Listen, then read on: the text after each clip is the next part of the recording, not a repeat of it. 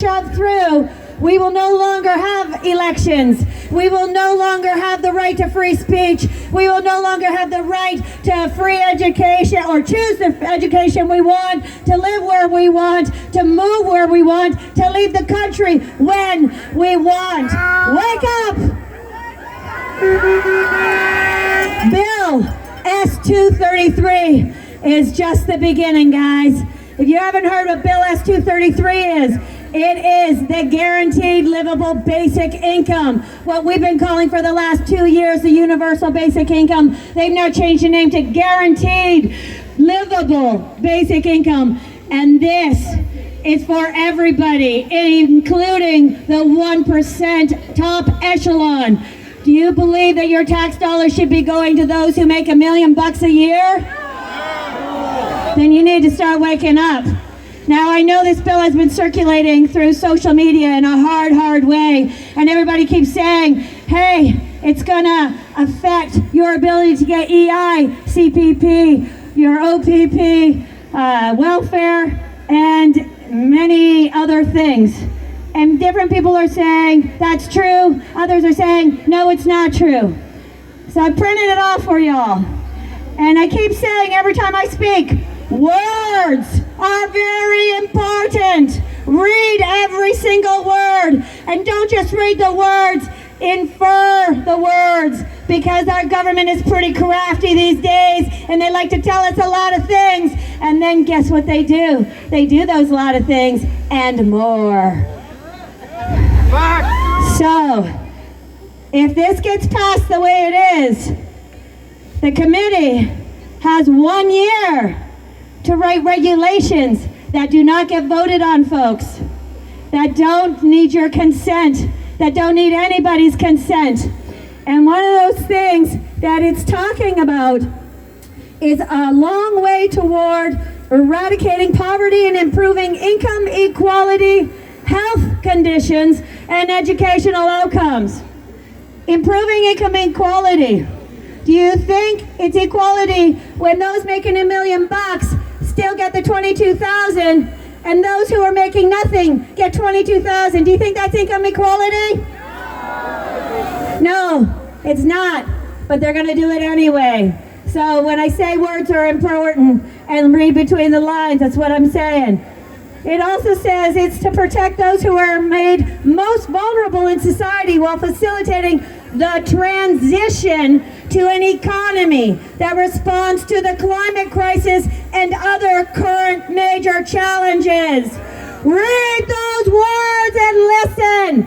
These words, we are talking about other major challenges. Do you think this pandemic in the government's eyes was a major challenge?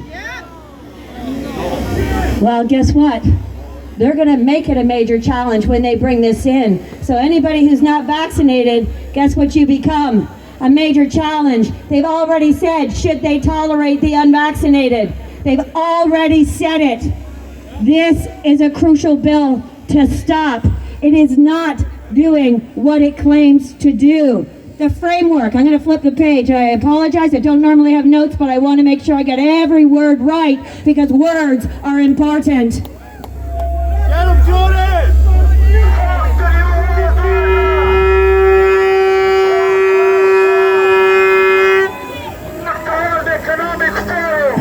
To create national standards for health and social supports that complement a guaranteed basic income program and guide the implementation of such a program in every province. Create national standards for health. When the government says this has nothing to do with vaccine passports, read those words again. You will not get the guaranteed basic income if you do not succumb to the national standards for health. So guys, pay attention. Yes, today it does not say it will affect EI or CPP or your welfare check. But guess what? If you don't comply to their national health standards, it will affect your EI and CPP. Wake up! Pay attention!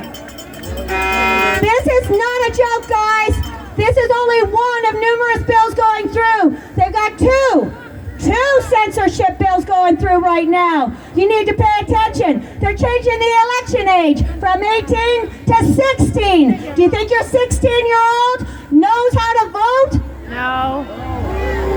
Did you know this is going to be available for 17-year-olds, the universal basic income?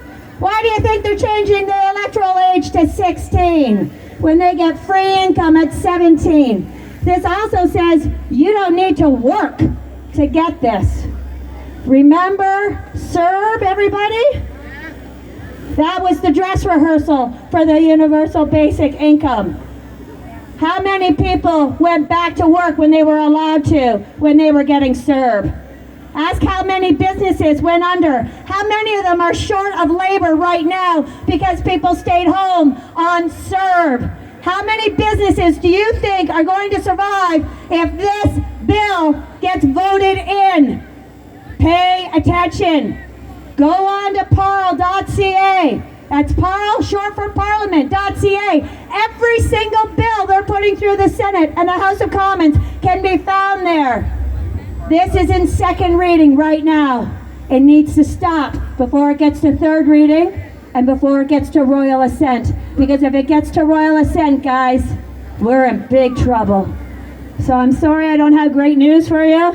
Today is just an educational speech about Bill S-233. Yes, it doesn't say EI and CPP specifically, but boy, oh boy, in the next year after it's approved, it most certainly will. So wake up, start writing your MPs, start protesting at the Senate, start protesting in front of their houses, start talking to your neighbors and your colleagues. This is important. I love you. Thank you for coming.